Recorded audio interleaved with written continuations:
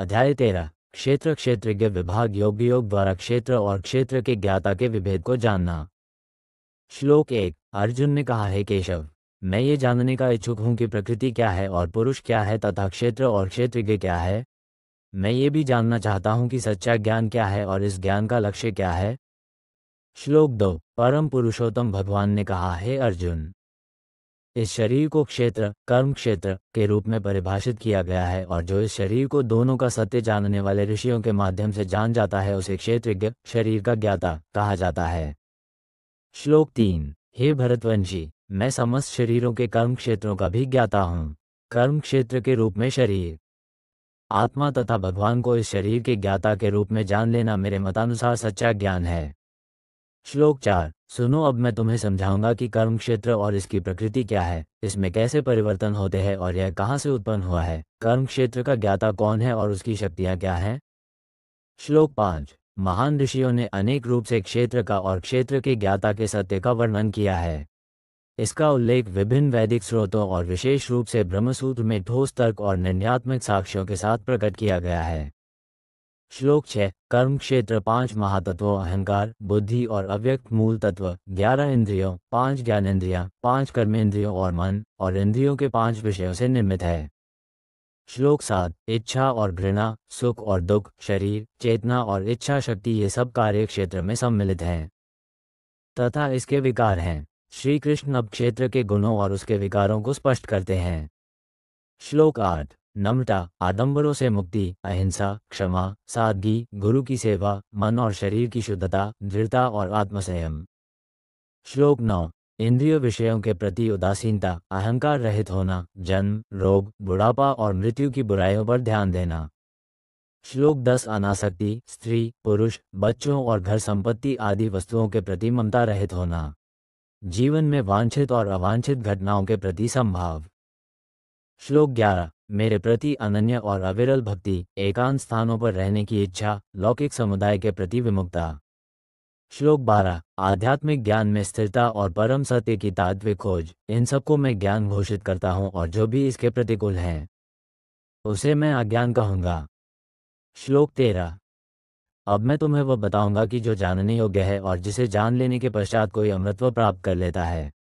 यह अनादि ब्रह्म है जो अस्तित्व और अस्तित्वहीन से परे है। श्लोक 14। भगवान के हाथ, पांव, नेत्र, सिर तथा मुख सर्वत्र हैं।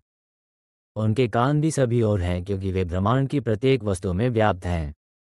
श्लोक 15। यद्यपि वे समस्त इंद्रिय विषयों के गोचर है फिर भी इंद्रिय रहित रहते हैं।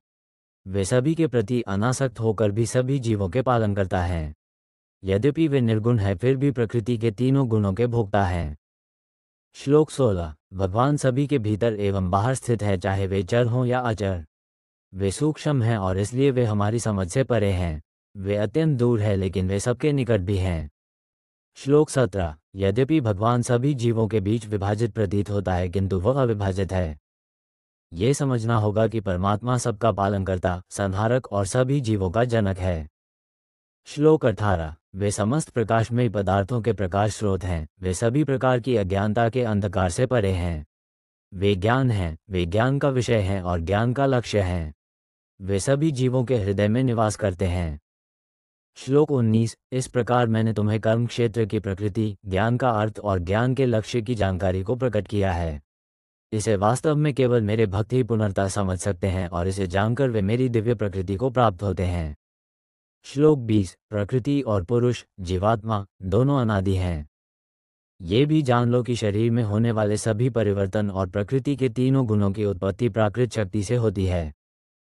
श्लोक 21। सृष्टि के विषय में प्राकृत शक्ति ही कारण और परिणाम के लिए उत्तरदायी है और सुख दुख की अनुभूति हेतु जीवात्मा को उत्तरदायी बताया जाता है।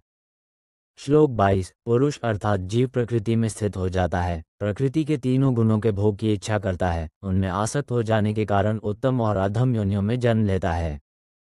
श्लोक 23। इस शरीर में परमेश्वर भी रहता है, उसे साक्षी, अनुमति प्रदान करने वाला, सहायक, परम भोक्ता, परम नियंता और परमात्मा कहा जाता है।